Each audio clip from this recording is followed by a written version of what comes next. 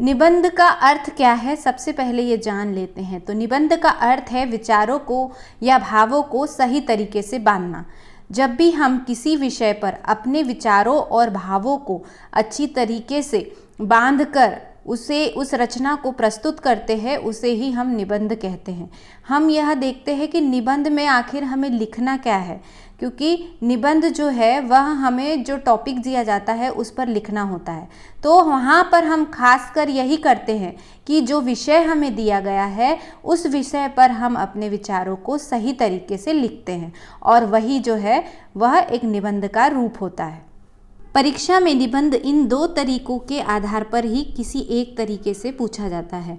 एक तो संकेत बिंदुओं के आधार पर, या तो बिना संकेत बिंदुओं के आधार पर, यानी कि वहाँ पे संकेत बिंदु हमको नहीं दिए होते हैं।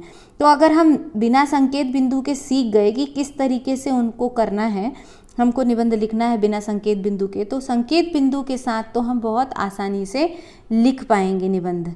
तो आइए हम पहले ये सीख लें कि बिना संकेत बिंदुओं के हमें निबंध आखिर लिखना किस तरीके से है। अगर हम ये सीख गए तो आप संकेत बिंदुओं के साथ तो और आसानी से लिख पाओगे। हम जान लेते हैं कि निबंध के अंग कौन कौन से होते हैं। निबंध के जो अंग हैं वो 3 होते हैं। जब हम इन्हें अच्छी तरह से समझ लेंगे तो हम निबंध को बहुत ही आसानी से लिख पाएंगे। निबंध के जो 3 मुख्य अंग होते हैं वो होता है, पहला भूमिका, दूसरा विस्तार और उपसंहार। तो भूमिका जो होता है, यहाँ पर भूमिका और उपसंहार हर निबंध में हमें लिखना होता है, और यह मुख्य रूप से 2 टॉपिक तो हमें लिखने ही होते हैं। और विस्तार के अंतर्गत बहुत सारी चीज़ें आते हैं जिन्हें मैं आगे समझाऊंगी। अब ये जान लेते हैं कि भूमिका में आखिर हम लिखेंगे क्या।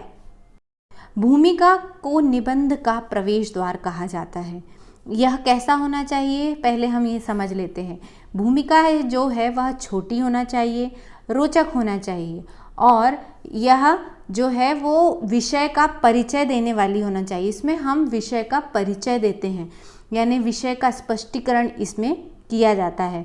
तो अगर जब भी आप भूमिका लिख रहे हैं तो आपको ये पता होना चाहिए कि हमें यहाँ पर लिखना क्या है। तो हम क्या क्या लिखेंगे, उसको पहले तो छोटा लिखेंगे, बहुत बड़ा हम नहीं लिखेंगे। उसे रोचक बनाना होगा, और साथ ही साथ उसमें विषय का स्पष्टीकरण देना होगा, विषय का परिचय देना होगा।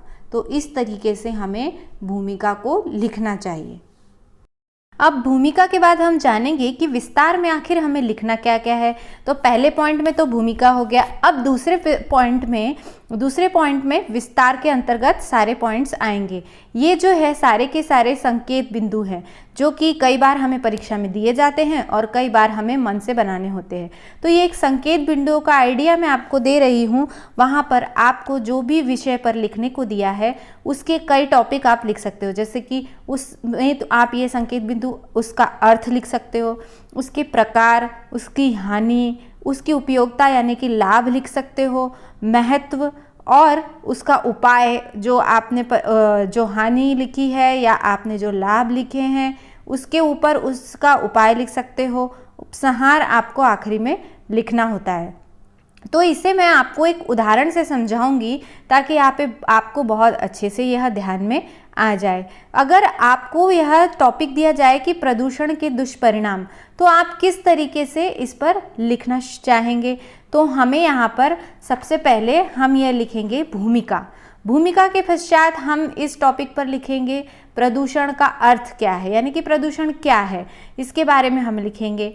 फिर यहाँ पर प्रदूषण के प्रकार लिखेंगे, उसकी प्रदूषण से होने वाली हानियाँ लिखेंगे। अब प्रदूषण की उपयोगिता तो कुछ हो नहीं सकती, यह तो हर तरीके से हमारे पर्यावरण के लिए बुरा है, तो उसकी उपयोगिता हम यहाँ पर उपयोगिता जो संकेत बिंदु है उसे छोड़ देंगे। फिर प्रदूषण को रोकने के उपाय लिखेंगे, उपसंहार लिखेंगे अंत में। तो इस तरीके से आप प्रदूषण के दुष्परिणाम या प्रदूषण के जो दुष्परिणाम हैं उसके बारे में इस पर आप लिख सकते हैं इन संकेत बिंदुओं के आधार पर। तो अर्थ ये हुआ कि अगर आप ये संकेत बिंदु एक मोटे मोटे याद कर लेते हैं तो आप बहुत सारे विषय पर निबंध आसानी से लिख सकते हैं। अब उपसंहार के बारे में भी समझ लेते हैं कि उपसंहार में आखिर हमें लिखना क्या है। तो यह जो है हमारे निबंध का अंतिम भाग है और इस अंतिम भाग में हम संक्षिप्त विवरण देंगे, यानी कि एक छोटा सा विवरण देंगे और उसमें हम यह लिखेंगे। ये जो निबंध का एक सार होता है उसे हम छोटे रूप में लिखते हैं, बस यही उपसंहार होता है। ये थोड़ा सा प्रभावशाली होना चाहिए, संक्षिप्त होना चाहिए और आकर्षक होना चाहिए।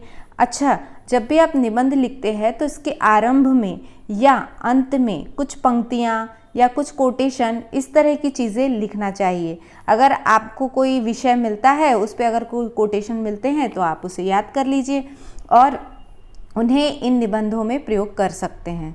किसी के विचार, कुछ कोटेशन जो भी आपको मिल जाए वो लिखना इसमें बहुत ज़्यादा उपयोगी रहता है और उसके हमें अलग से नंबर भी मिल जाते हैं। और अब प्रश्न ये उठता है कि आखिर हम इसे कितने पन्नों में लिखें, हम कितने नंबर के लिए कितने पेज पे लिखें। तो चलिए वो भी मैं आपको बता देती हूँ। अगर 5 अंक के लिए आता है तो आपको 150 से 200 शब्दों में लिखना होगा, यानी कि 3 पन्नों में लिखना होगा। और अगर 6 अंक के लिए आता है तो आपको 4 पन्ने यानी कि 250 से 300 शब्दों में लिखना होगा। तो इस तरीके से आप यह सोच सकते हैं कि आपको कितना बड़ा निबंध लिखना है। अंक के हिसाब से या आपको खुद ही डिसाइड करना होगा कि आपको आखिर निबंध लिखना क्या है, कितना बड़ा है। तो अगर आपको ये वीडियो पसंद आया हो तो प्लीज़ लाइक करिए और शेयर करिए और इस चैनल को सब्सक्राइब करना बिल्कुल भी ना भूलें। मिलती हूँ अगले वीडियो में। धन्यवाद।